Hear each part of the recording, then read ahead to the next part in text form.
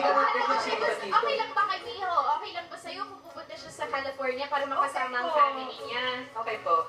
Family naman. Tapos Yan. pagbalik, you guys are spending time with each other. Siyempre. Ayun. Eh sa ano? Eh sa Valentine's Day. Pwede mag New Year's Eh kasi bago magaling pa kasi January, February pa yun. Naku, ano kaya ang Christmas gift niyo sa isa't isa ngayong first Christmas niyo? Ito sa tingin ko romantic to eh. Nag-iisip na to. Oo. Do you have any idea already what to give Miho? I have an idea, yeah. I already have it kind of planned out. Pero, I want to keep it a surprise. Sorry, guys. Oh, surprise. So, yun na lang. Ikaw, Miho.